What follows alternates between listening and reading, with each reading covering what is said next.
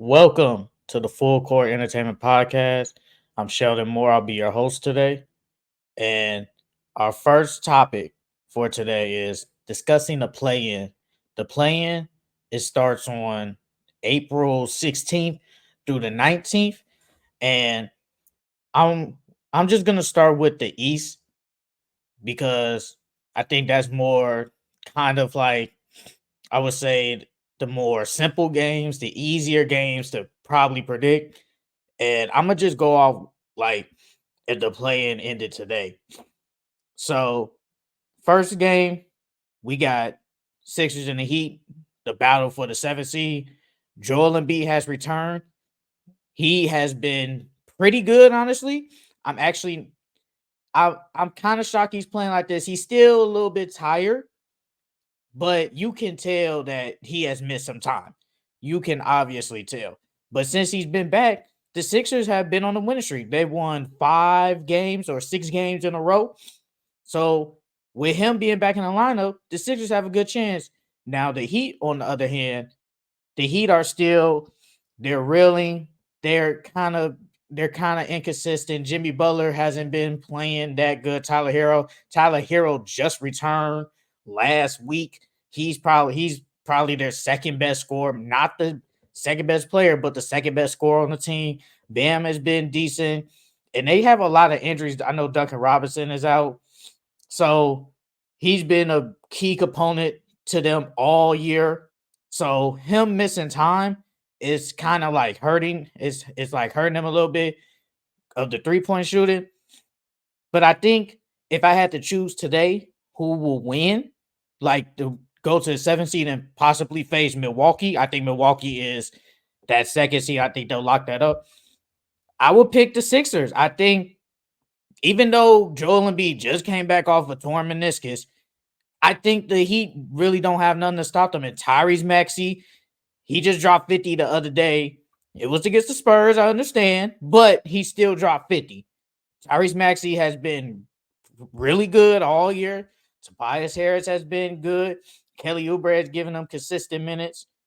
And and they're rolling as usual. And somebody who nobody's not gonna think of because he's not this high profile type player is DeAnthony Melton. DeAnthony Melton is supposed to return for them. He's their they're probably their best 3-and-D guy. So that gives them a boost. Oh, and I forgot about Buddy Hield. Buddy Hield has gone to the bench, but he still gives you consistent 3-point shooting. And I just think that they're bigger than the Heat. I think they got better scores than the Heat. If they had, it's going to be a low scoring game because usually the Heat they like to play at a slow pace, and usually the games are pretty slow. So honestly, if I had to choose today, who will win the 7-8 seed, I'm picking Joel Embiid and the Sixers to possibly face the Milwaukee Bucks. I'll get to the Bucks later, but I'll pick them to face them. Now, the ninth and 10th seed between the Bulls and the Hawks. Me personally, that's just two mediocre teams. Trae Young is returning. He just came back last night for the Hawks. They won. They beat the Hornets. So that gives them a boost. DeJounte Murray has been on the road, but Jalen Johnson, who is probably their third best player, is out for 3 weeks. That's a big blow. But you still got Capella, DeAndre Hunter, he's still there. Bogdanovich, he's still there. So I think they're still okay. The Bulls, on the other hand, the Bulls are really one of the most mid teams in the NBA.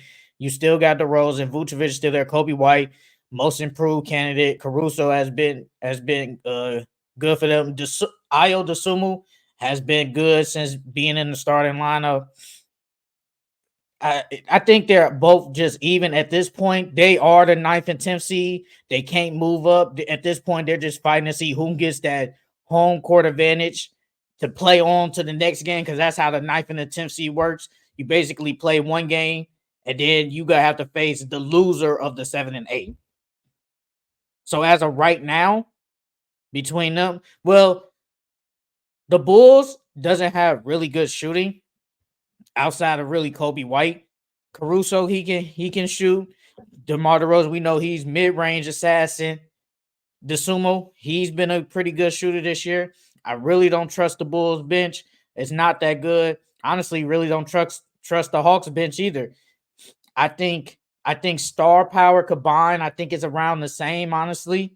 So if I had to choose between the Bulls and the Hawks, just just to stay alive for another day, I'm gonna be biased. I'm gonna pick the Bulls. Obviously, I'm from Chicago, so I'm just gonna pick the Bulls. I think I think I think Vucevic is the key. I think you're gonna have to go to Vucevic a little bit early in the game, get him going. Kobe White, he's gonna have to step it up. The Sumo, he's gonna step it up. DeRozan, I've seen him in some big games. I've seen him drop 30 in the playoffs. He's been decent. But he has some bad performances. But I believe in the Bulls to win this one game. So I'm picking the Bulls over the Hawks, and the Hawks will go home. Obviously, the Hawks have had really a disappointing season. They're under 500. And the Bulls, too. They're under 500, too. But at this point, it doesn't really matter. It's a win or go home game. So I'm picking the Bulls. Now, for the eighth seed, it's going to be between the Miami Heat and the Bulls. Now, the Bulls and the Heat have had battles. Obviously, back in the day with Rose and LeBron James. I understand that. But I feel like these two teams, they kind of match up each other. Another low scoring game. Bulls offense really isn't that good. The same with the Heat. And then the Heat will be at home for that game. I think if I had to choose, I would like the Bulls to win, but I feel like they are going to lose against the Miami Heat. I think you can't really go up against that Heat culture. I think Jimmy Butler, we've seen him in big games. Jimmy Buckets, playoff Jimmy. He's had great moments in the playoffs. And I think if he needs to get it done, they did win last year, but obviously that was really a different team. You got a whole new group of cast. So I think at home, I think the Miami Heat will actually win that. They will win that eighth seed, and then they will face the Boston Celtics, obviously a rematch of the conference finals. So my last two picks would be the 76ers as the 7th seed and the Heat as the 8th seed. We're going to move to the West. So as of right now, obviously this can change, but I'm only going off of today. So the 7th seed would be the Phoenix Suns. The 8th seed would be the Sacramento Kings. The 9th seed would be the Los Angeles Lakers, and the 10th seed would be the Warriors. I'm gonna start with the 7 and 8 spot. So the Suns will be at home. Obviously, I think the Kings and the Suns have had good battles here. I remember the game they came back. They was down 20 at home. The Suns, and they came back and won that game. The Suns play a lot of ISO. They don't have nobody that can stop Sabonis. Nurkic, he's not this great defender. Yes, he's a big body, but he's too slow. And I feel like at one point in the game, Frank Vogel's going to try and go to a small ball lineup and have Kevin Durant at center. Now, that means the Kings don't have rim protection anyway. And they also don't have Malik Monk. Malik Monk has been out for a couple of weeks now with the knee injury, I think. I think he had a knee injury, so he's been out. That's another scoring option. But Keon Ellis has been pretty good, honestly, in the starting lineup. But the Suns, they have a lot of firepower, but we all know they're one of the worst fourth quarter teams. They really don't score. How is that possible when you have Kevin Durant, Devin Booker, and Bradley Beal all on the same team? I have no clue. But the Kings play at a real fast pace, and I think the Suns, they could play at a fast pace if they really want to. I think the key for the Suns to win, I think is Bradley Beal. I think Bradley Beal has to get it going. I think he has to start out really good, because there are games where I look and I'm like, what is he doing? And sometimes he's not doing anything, or he's passing up wide open shots. He's trying to not be this super selfish type star player, but I think he has to start out good. I know what Devin Booker is going to give me. He's going to give me 20 points. We know he has been like the point guard of the team. I know that he's going to try and get as many people as involved as possible. Kevin Durant. It's Kevin Durant. Nobody on the Kings they don't have nobody that stop him. They're going to put Keegan Murray on him because he's probably the most agile and probably the best defender to stop him. So they're gonna put Keegan Murray on Kevin Durant. But Kevin Durant he's one of the best scorers ever. But Sabonis has been a low-key sneaky MVP candidate. Yes, he just had his double-digit streak snap, but he was like on a 50-something game double-digit streak. He's gonna kill on the boards. They don't have nobody that can stop them down low. So I think Sabonis is gonna do what he has to do. De'Aaron Fox, obviously one of the best young point guards in the league. He's gonna give you 20 plus as per usual. He's gonna get downhill. I really think they don't have nobody that can really guard him, especially in transition. It's gonna have to deal with in a half court if they can stop him and not try to let him shoot threes. Because when De'Aaron Fox is on and he can shoot threes, he's damn near unstoppable.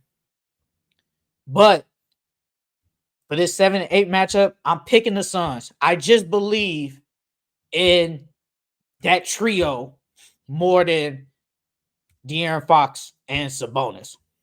I believe in that trio more. So I'm going with the Suns to take that 7 seed.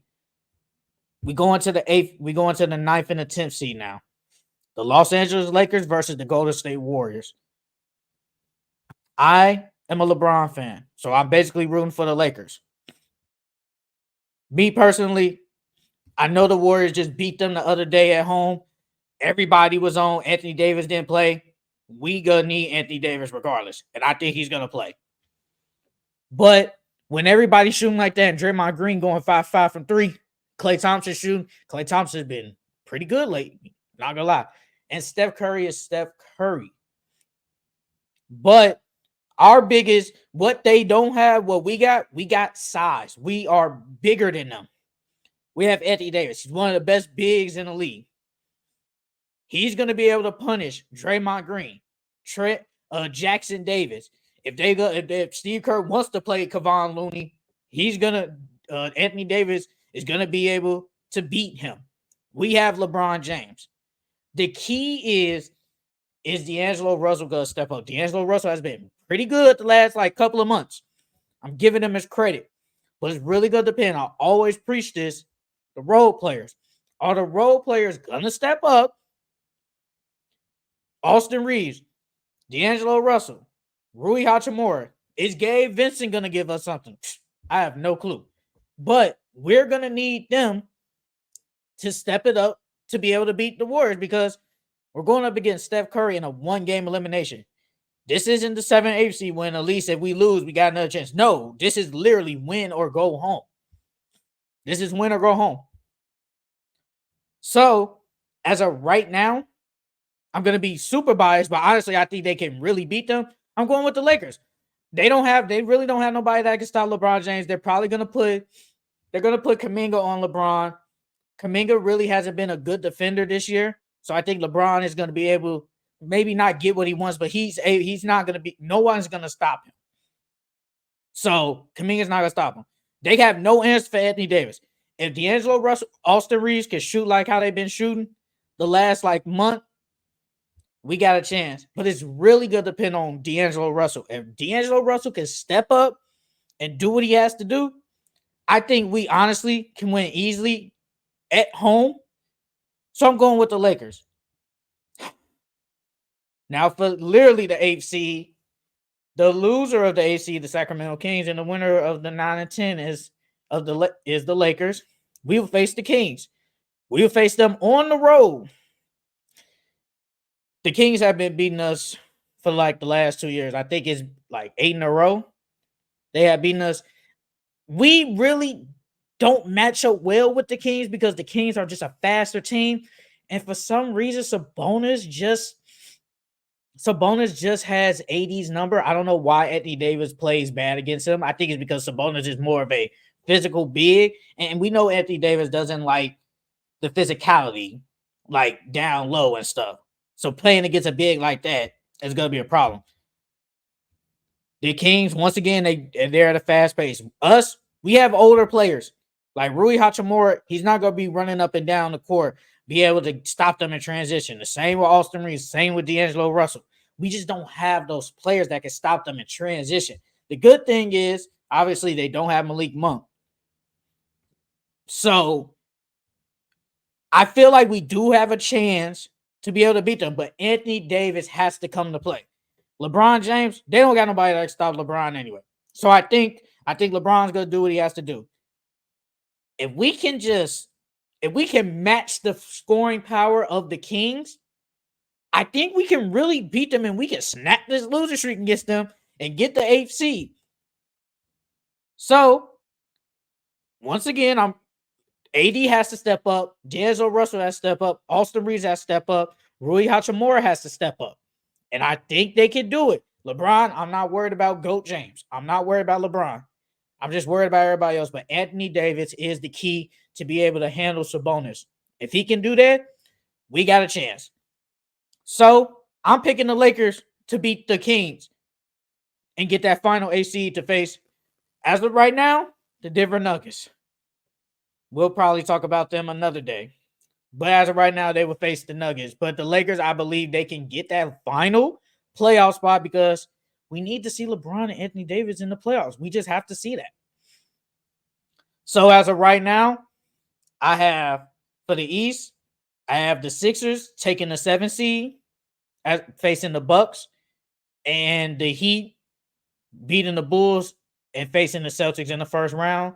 In the West, I have the Suns. I have the Suns taking the 7th seed to face the Timberwolves, and I have the Lakers as the 8th seed facing the Denver Nuggets. So that's the plan. That is the plan. Next thing we're going to talk about. Giannis has a calf strain. Now, I've been watching TV. I've been watching all these sports shows. Everybody keeps bringing up how Kevin Durant, how when he got his calf strain in the playoffs, it was in 2019. In 2019, he got it. I think he missed some in the second round. I honestly forgot who did they play in the second round.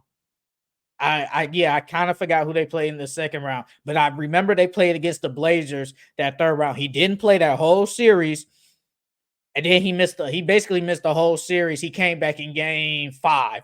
He came back in game 5 against the Raptors in the finals. He was on a mission. He was killing, and then he tore his Achilles. They were saying it's a calf strain, but it turned out to be like he tore his Achilles, obviously playing. And this same thing with Giannis. Giannis was he inbound the ball, he was running the court, and then he just instantly just fell to the ground. I saw some people say, "Oh, it might be a cramp." It did look like cramp because usually when people have like these Achilles injuries or whatever, they usually like look back like somebody like kicked them or something. No, he really didn't do that. He just landed on the ground, and it just hurt him, and he just like grabbed his calf. He did kind of walk. He did need he did need assistance to get to the locker room. They showed video of him leaving like the arena. He kind of walked. He walked on his own, but he had a little limp. And then the MRI comes back saying he has a calf strain. I think it's just a grade 1.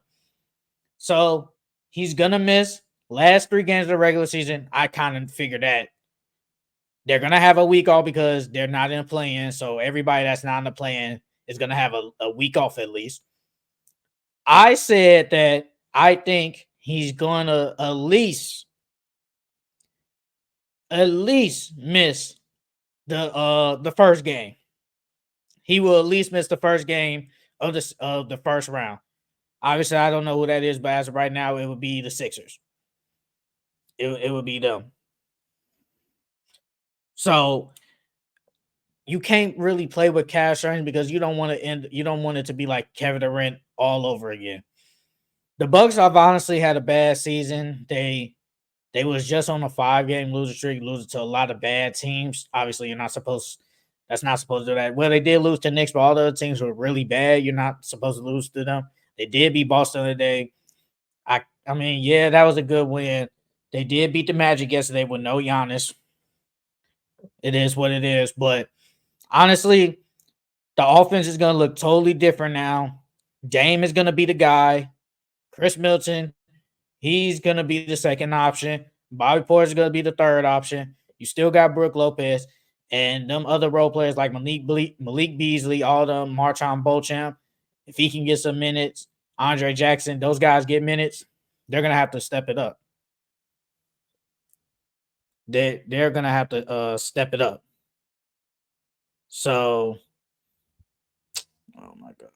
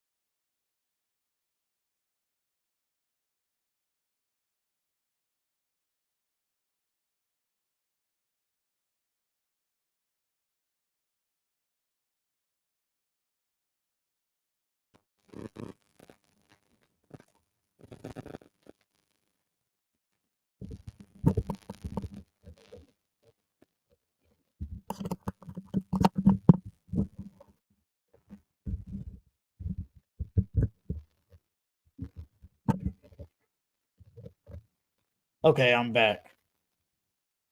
Yeah, I'm back. Okay, so but yeah, Andre Jackson and them, they're gonna have to step it up. That's what they're gonna need from them. Cause Dame hasn't really been good in like these type of scenarios. But you know the good thing about this is it's gonna be like how he was in Portland. But this time it's gonna be with better players. Yes, CJ McCollum and them was all good. Nurkic, they was all good.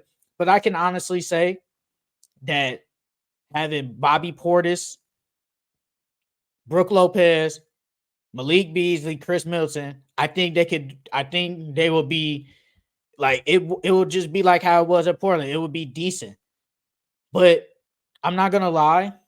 I really do need to see who they will face potentially in the first round. But as of right now, I think if Giannis doesn't play, they're going to lose. I'm sorry, they are going to lose. I think they have really no shot of beating whoever. If they have to face the Sixers, they don't have nobody that can say stop Joel Embiid. If they have to face the Heat, obviously the Heat have gotten their number over the years. I don't think they could beat them.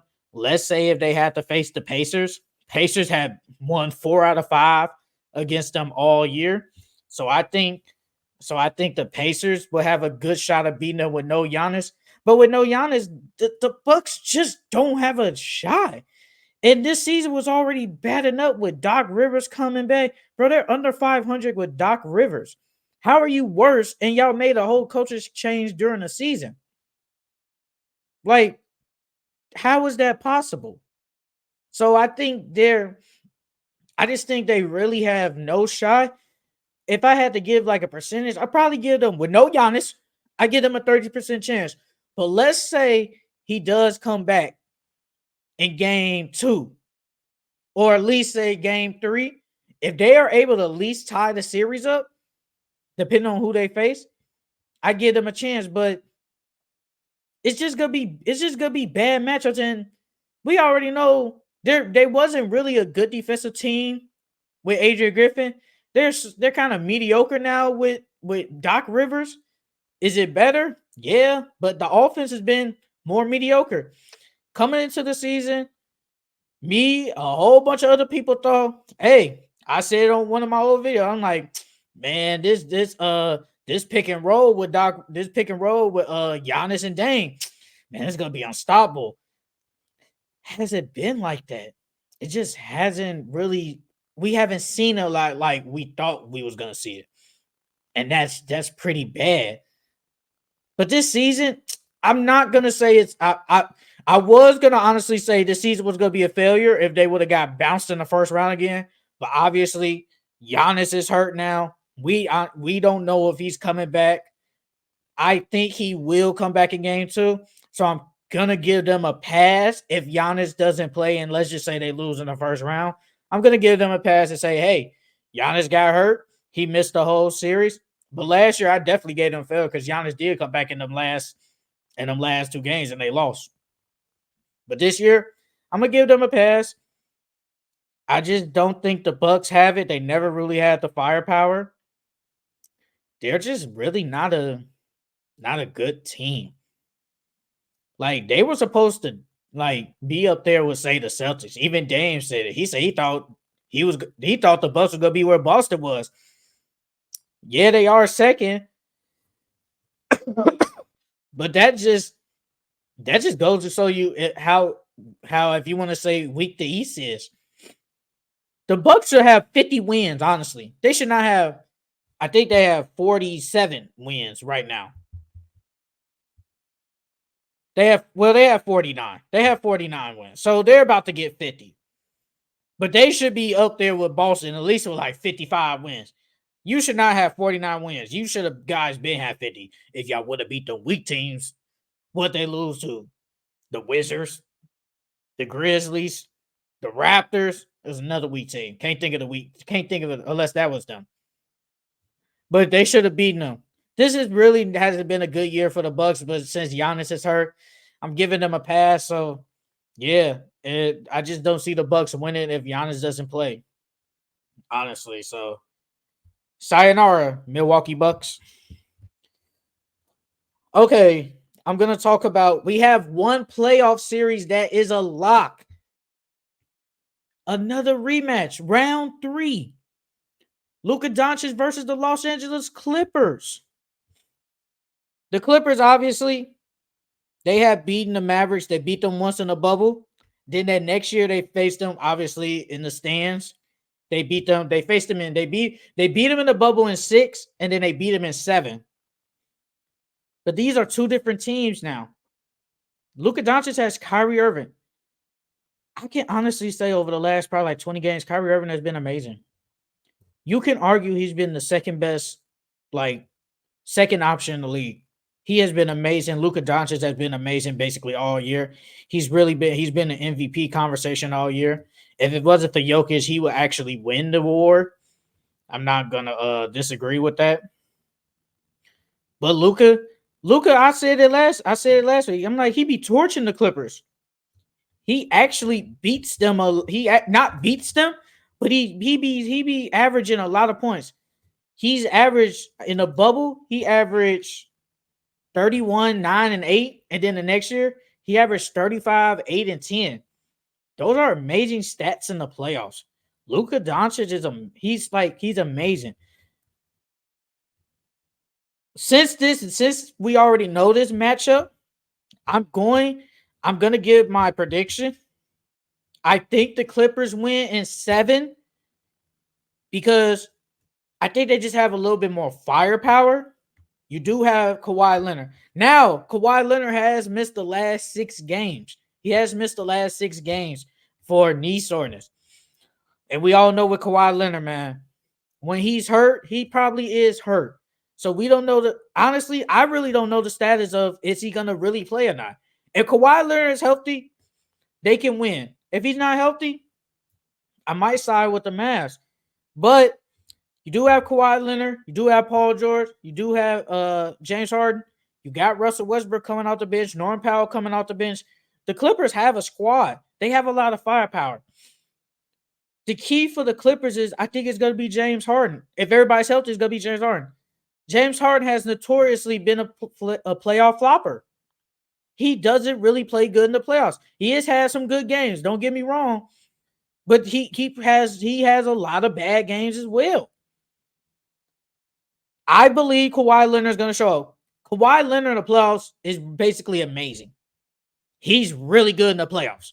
So I believe he's going to do really good. I believe Paul George is going to do good. James Harden might have to pray. I think James Harden is going to do what he has to do. I can see him averaging. He's really the third option. So I can really see him averaging 17 points, 11 assists, probably about 5-6 rebounds, and that's perfectly fine for him. I'm cool with that from James Harden. You're the third option. Westbrook is going to bring that leadership, tenacity off the bench. I can see Westbrook averaging double-digit points, probably 5 boards, 5 assists, and that's perfectly fine. Norman Powell, he's going to have to step it up too. He's probably been one of the best bench players all year. So I believe that the Clippers just have more firepower. Now, the key with the Mavericks is who else is going to come along with them with Luka Doncic and Kyrie Irving. I already know what Luka's going to do. Luka is basically unstoppable. Kyrie Irving, to some people, Kyrie Irving is a wizard. He's a wizard. He got the best handles in the game, probably the best handles ever. So going to the rim, I don't know who they going to stop. I don't know who's going to stop him. Like, is Tim Hardaway gonna? What is he gonna do in the playoffs? What is PJ Washington gonna do in his first playoff series? The same with Daniel Gafford. What are they gonna do? Daniel Gafford has been so good for the Mavericks, bro. It's really crazy how good he's been. He's basically automatic double, basically, and he's gonna get you at least 10 points. And he doesn't miss no shots because they're all at the rim, obviously. But are the Mavericks gonna, like, let's say Ty Lue goes big? Like, if he's gonna go, he's gonna start big. But what if he wants to go small and have Westbrook, Norman Powell, James Harden, Paul George, Kawhi Leonard? He has run those type of lineups. He has run these small ball lines. Daniel Tice, obviously, Daniel Tice is a smaller guy. He has had them lineups. But Luka Doncic, he's gonna be able to get to the rim at will because they don't have nobody that can stop him anyway. Same with Kyrie Irving. And is the Mavericks going to stay big as well? Or are they going to go small? Because if they want to go small, they can do the same thing. PJ Washington, he's a power forward, so they can put him at center if they choose to and take Daniel Gafford out the game. Now, that does take away rebounding and some rim protection, so that will be able to help the Clippers too. But can Luka and them, are they just going to have some help? Because Tim Hardaway has not been good. I said it last week about PJ Washington. He's been really inconsistent. Like, he's had a couple of good games when he first got to the Mavericks, but since then he's been hit or miss. So I really don't know how those others are going to play. I don't know how those others are going to play. But I trust Kawhi Leonard in the playoffs. He has been really good. Paul George, playoff P, I believe he's gonna do the same thing. I believe he's gonna play good too. The same with James Harden. If James Harden can bring you anything, Clippers can easily not actually take that back. They're not gonna easily win, but they can win. They can win. But man, Luka Doncic just he's a game changer. He's really unstoppable, man. He can surely get to the rim at will. Paul George, and like, I don't know who they're gonna put on him. I think if, like, probably for me at least, if I had to start, I'll probably put Paul George on him. I would probably put Paul George on Luka Doncic. Can they slow him down? Yeah, I think you can slow him down, but you're not gonna stop the dude, man. Especially now, the man averaging basically 35 points, 9 boards, 8, I think, like 9 boards, like 9 assists. You can't stop that. Like I said, Kyrie has been really good. It's gonna be a chess match between Ty Lue and Jason Kidd. A lot of people have said Jason Kidd has not been like this good coach, and Ty Lue is just small ball merchant. So as of right now, I'm gonna say the Clippers basically win the third round of this Mavericks and Clippers rematch. But it's gonna be an amazing series. I can't wait to obviously we see this. I think it's gonna be really good. Those games must watch TV. Well, every playoff game is gonna be must watch TV. So I really can't wait to see how these games unfold. Okay, probably the last thing I'm gonna talk about is the return of Trae Young and Cat. Obviously, Trae Young came back yesterday. He played really good. But what is Trae Young going to like? How is he gonna hold up? Like he missed like 6 weeks. And I think it does help the Hawks, obviously, in their chances in the play in against the Bulls. But obviously, I picked the Bulls to win. But it does mean a lot that they're getting their ball facilitator back and their best scorer, their best shooter back. That's definitely gonna help them. I think it's gonna make a difference, but it won't be enough, obviously. Now, obviously, with Cat coming back, this is gonna help a lot. Obviously, Cat isn't this great defender or whatever, but he's their second best player and their second best scorer. I think that's what they've really been missing. Nasri has been, man, he's been so good in the starting lineup. He's been really good starting lineup or coming off the bench. He's been really good, man. Nasri can honestly start on a lot of teams, but he's on the bench. He should be in consideration for 6 man, but he's been good. But Cat's one of the best 3-point shooting in the league. He's the probably best 3-point shooting big in the league. They need that. They need that second scorer because N is really the only guy on that team that can get like his own shot and create for himself. No one else on that team can create for themselves. Jaden McDaniels, Mike Conley, Nikhil Alexander Walker, all of those type players, Kyle Anderson, they can't create for themselves. And I feel like that's what they're missing. They've been good. They honestly been afloat. And I thought the Timberwolves were like, I didn't think Cat was gonna return. And I didn't think he was gonna come back. Honestly, back for the regular season. And I thought the Timberwolves would slip down. I'm thinking they will at least slide to probably, I would say fourth, at least fourth, but maybe third. They're second. They was just in a battle with the Nuggets yesterday, and they ain't have Cat. The Timberwolves, I don't care what anybody says, they give the Denver Nuggets the most problem because of their size. Because you basically have 2 7-footers out there that can at least slow down Jokic. But Anthony Edwards, I've said it. I said it last year. I'm gonna say it again. Anthony Edwards is basically the best 2 guard in the league. The Timberwolves. The Denver Nuggets, they don't have nobody that can stop him. Anthony Edwards is gonna have to take his game to another level for them to beat for them to potentially if they have to face the Nuggets. And with Cat returning tomorrow, they say he's supposed to come back tomorrow. So I want to see how he plays, how he's moving on that knee. Obviously, he's going to be on minutes restriction. So he's going to play in 2 games, and then he's going to have a week off to ramp up his conditioning and all that. But obviously, you need to play in a meaningful game to see your conditioning work. But I think this is huge for the Timberwolves because they, according to my playing standings, they will have to face if the season ended today, they will have to face the Phoenix Suns in the first round. Now, obviously, the Timberwolves they have a mismatch because of their size. And if the Suns want to go small too and take Gobert out and they'll try to take Gobert out the lineup, you could put Cat now at center. And if Cat wants to play down low, he can if he wants to. Will he though? I have no clue. But they have another shooter that can spread the floor now. Cat is a big deal. I know people have conversations about, whose team is it? They got to get rid of Cat. The Timberwolves need Cat, man. They need him. Cat has to play good for the Timberwolves to go far. They've been to the playoffs the last 2 years, but they've been bouncing the second round. I'd say the second round. They've been bouncing the first round.